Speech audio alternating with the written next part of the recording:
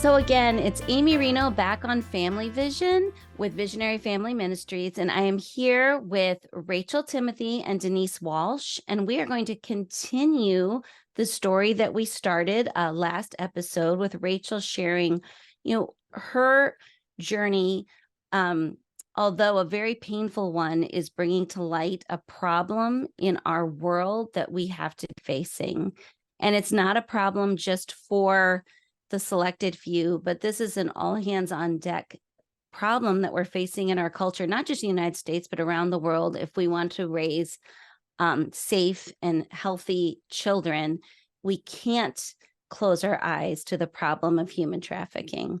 So Rachel, thank you again for sharing your story with us. And it's painful and surprising and shocking for many people to hear. But I think what I want to do is talk about specifically this grooming process that you went through, because I think that's part of the shock for many people, is that this coach really knew, if we use visionary family language, we would use the term, like, he knew how to access your heart and to connect in a very heart connected relationship with you. So therefore he had the influence and the control in your life. Can you tell us a little bit more about that and why you think that happened, or how as a child, how confusing that was in your own, how you didn't even want to tell your own parents when this started to happen? Can you share a little bit more about that? Absolutely. I think this is very, very important because there's no way that a child could stop a master manipulator like this, or to fight back, and that's what grooming does. It steals the fight out of the child. What normally they would have said no to, now they have no defense against. And it's because the perpetrator first steals the child's heart. And I explained a lot about that and how he, with the special attention and the love bombing and the privileges, all of that, he stole my heart. He took it from me. And from there, he then, I feel like, stole my mind. And I told you about how I was going to school not thinking like a normal kid and like, oh, friends and drama and all that. But no, how do I make this grown man happy? My thoughts were stuck on him. And so he stole my mind in that way. And then I also do feel like he tried to steal my spirit. And that's my Mm-hmm. personality. That's my, what is it that I want? I Mm-hmm. lost that. I lost that for years. I don't know what I want. I just want him happy. How do I keep him happy? And from there, when a perpetrator has stolen a child's heart, mind, and spirit, there's nothing left to fight when he starts to take ownership of the child's body. And honestly, it's confusing. I remember as an adult when, I had the disassociation as a kid and all the memories then came back.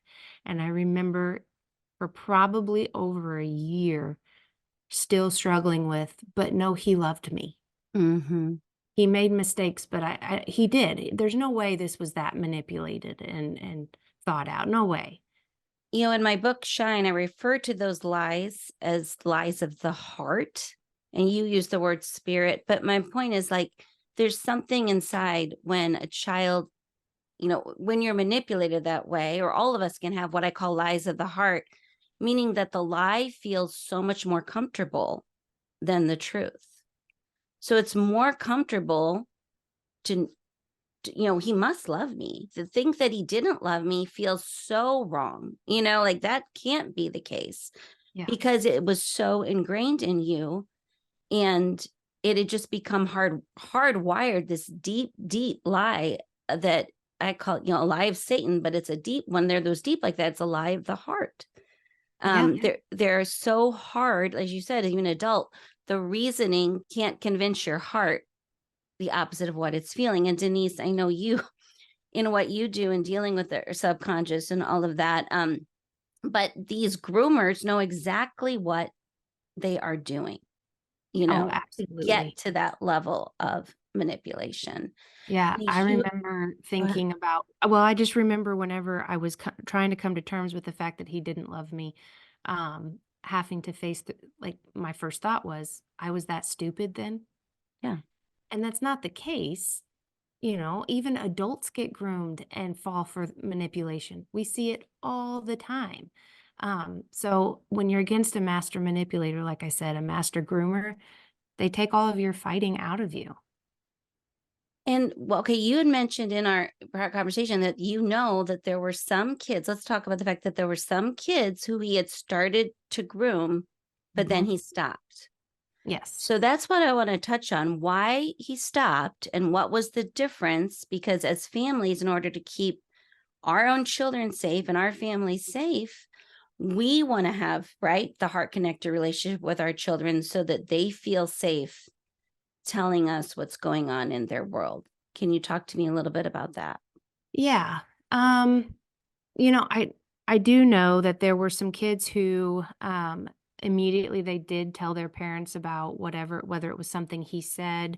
He always had a quote unquote special helper, and you know, let the kids sit on his lap, and some kids would go home and share that with the parents, and the parents would immediately go to the school, and the school did shut it down. You know, they acted like, no, he's a good guy, you don't need to worry about him. Mm-hmm. But I guarantee you, he never messed with that kid again. Right. You know, so one thing that I do feel like could have played a part in why I didn't feel comfortable going to my parents, um, my mom was exhibiting trauma. Now, I wouldn't have said that at that age. That's not how I Right. saw it, but I knew she was struggling, and I was not about to add another burden to her life. Um, Not to mention, we were a preacher's family. We lived in a glass bubble. And, you know, and one of my dad's famous phrases was, get up and act like it doesn't hurt. Like, that's kinda how, you know, when we played sports, you get hit by a pitch, get up and act like it doesn't hurt and run to first base. We had to act like everything was fine because we felt like we were being judged nonstop. So for me to come to them and say something, didn't feel comfortable. One other reason I think I didn't as well is when I was a little bit younger, a boy from my church had done some things inappropriately. And I did go and tell my parents. And I remember their response was, okay. Mm-hmm. And that was it. And it was so hard for me to tell them that time. And then it felt so unimportant and brushed off. But I think all of that combined made it to where it didn't even cross my mind to tell them. Mm-hmm. And you said that too, that you had an experience and the response was like, okay. And I'm assuming if it's like the family circle, your family didn't circle around with you as if that ever happens again, make sure you tell us. You know what I mean? Or there's a sense where a child takes a risk to share something, and if that risk is either met with shame, or or it's dismissed, or it's not even, and even to say this to encourage more risks. We see this all the time in families. We might have a child be able to confess something that they're struggling with to their parents, and the parents might even do really well with the first interaction. But what they don't do is ever follow up with that child again, or ever take the initiative to come back and say, how is that going? It's like, it's not just a conversation, it's conversations Oh, over yes. and over. So our children know, like we like to say, that we are the safest people, in your world for you to come tell us this. And sadly, we're in a culture today where I think that message hardly gets through. Your parents in many ways are viewed as the last people that you should tell, especially as you get older into the high school years. It's almost as even in the churches everywhere that you go and tell your things to an accountability part, or even a youth group leader, or even, and I'm not saying that that's bad. Those are good things. But we also want to, first and foremost, I mean, wouldn't you want to, if your daughter's going through this, don't you want to be the one that she feels is the safest to go A- to? Absolutely. But I do also have the mindset that I want to surround her with other safe people in case it is too Yes. hard for her to tell me. Because more than anything, she needs to have somebody to tell. Right. And yes, I'd love for it to be me, but I don't want her to get hung up on it has to be me. Right. And the key when we were doing our years in youth ministry, I totally resonate with what you just said because as a youth pastor's wife, I often was the first person, right, that Oh, would yeah. hear those types of things.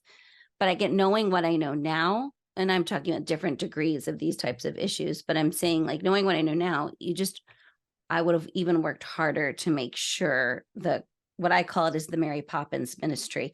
Mary Poppins has a minute as a job where she has to connect the kids back Mhm. with the parents. You know what I mean? And that would be Yes, our heart.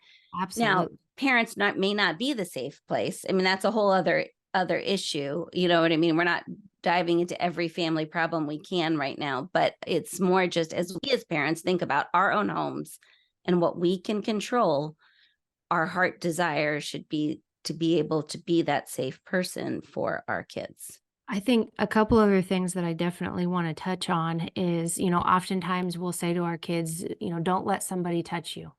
Don't let somebody hurt you. And even just in that phrase, we're making it seem like it was them allowing it to happen. Don't let them do that to you. Mhm. So being mindful of Mm. how we say that, but also if you ask your child, is anybody hurting you? As I said, I would have said no, because what he called, for one, I was dissociating, but what he called love was the hurt. And Mhm. so when you start to ask your kids questions, ask them more about who makes you feel special, who spends extra time with you, who gives you extra privileges. Is there any adult who you feel like sometimes likes you, but other days he doesn't? Just things like that to get to the heart. Who has ownership of your child's heart? And if a lot of those questions are a grown adult, then that's a window into some possibilities that this could be abuse that's going on. Right. That is a very I'm so glad you brought that up because sometimes we as parents, our red flags aren't going up on the things that our red flags need to be going up on. And so you're saying for many of us, it's looking for these special relationships. Yes, see who has ownership of your kid's heart. Mhm. That's a Mhm. huge red flag. And another thing I've recently learned, and this is super important with families, sometimes the moms have the red flags and the dads don't. Mhm. But if anybody has a red flag, it's not saying that that's an automatic perpetrator. It's just simply saying boundaries need to go up. They Mhm. just do. Yeah. Because one particular case we've been working with, the mom had red flags. The dad said, "No, he's friends with all the pastors, so he must be a good guy. We'll let him hang out with our daughter because he doesn't have any kids." And she ended up being trafficked Mhm. and pictures and exploited.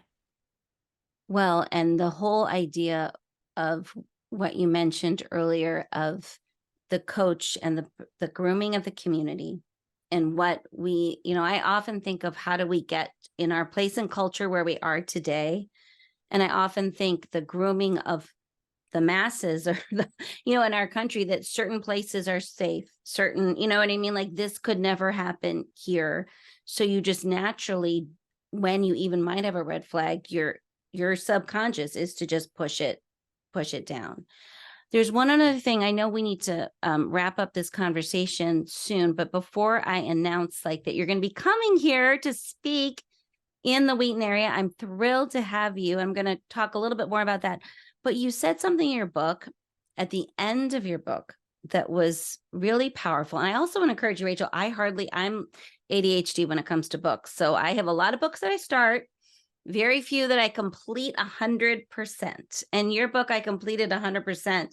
And I love it when you see some really good nuggets at the end of a book, it's a really good book. You know what I mean? Because Oh, most people have their thanks. nuggets at the beginning. But you said you knew that two people were always going to be pursuing you, God and Satan. And I use the phrase similar. I always say God has a plan for our life and Satan has a plan for our life. And we like to talk about the one, but we don't talk about the fact that Satan has a plan too, or Satan is pursuing you. Can you share us, like, can we close up a little bit because of hope of how God redeemed you? But that was such an important piece at the end of your story that I'd love you to touch on. Yeah. So, I mean, it's obvious where Satan played a part in my life. But what's even more amazing to me is how God took those pieces and he has turned them into something beautiful. And I had to choose him though. I had to choose to stop living in the pain and choose to say, I want more for my life than this. And it was hard. It was hard because what Satan was throwing at my mind every single day was all I knew. And it was so painful. And to think that, okay, I have a choice in choosing something better than this, it just didn't even feel real. It didn't feel possible. And I had many faithful Christians praying for me, trying to lead me to Jesus. And honestly, it just didn't even make sense for many years until finally I got to such a point of just surrendering. Like, I can't do this on my own. I can't keep feeling this way. I will never have a future. Like, at that point, it was, I can't even see myself alive tomorrow, let alone a future. And I finally just kind of laid down all of my negative coping skills, all of the things that, the ways that I was thinking, the ways that I was viewing the world. And I said, God, just have it all. And that was scary and the most amazing thing that I have ever been a part of, because he took it all and he's turned it in a way that I never thought possible. He's given me strength to take these men to court and to give a deposition for 7 hours where I had to do things like say things that I never, ever thought I would have had the strength to say. He has shown me miracle after miracle.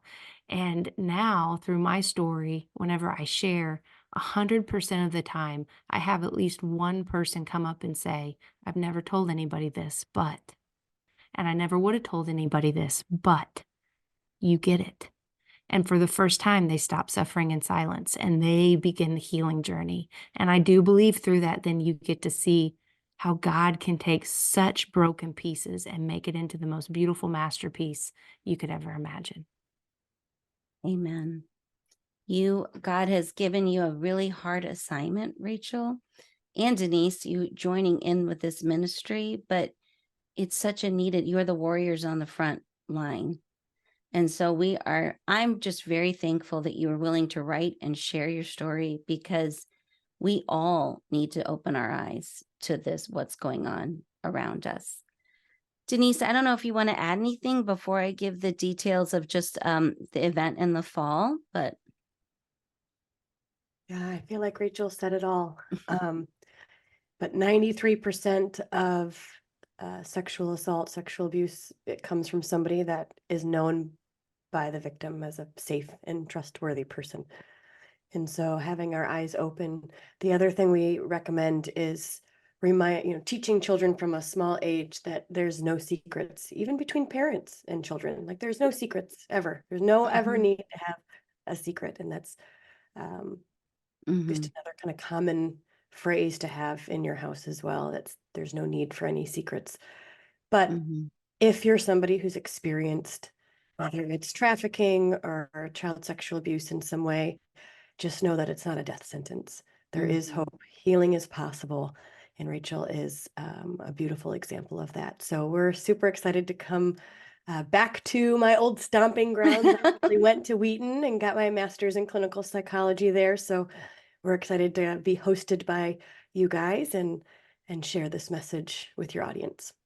Yes, I want to let you all know, our listeners, that in the Wheaton area, we haven't finalized a church yet, but I can give you a date. It's September 29th, a time from 6 to 8. That's a Sunday. Visionary Family Ministries is going to be partnering with My Half the Sky, which is a local coffee shop that's dedicated to working and supporting survivors of human trafficking. So we are going to be partnering together to bring Rachel and Denise out to share more of this story, but also to share hope.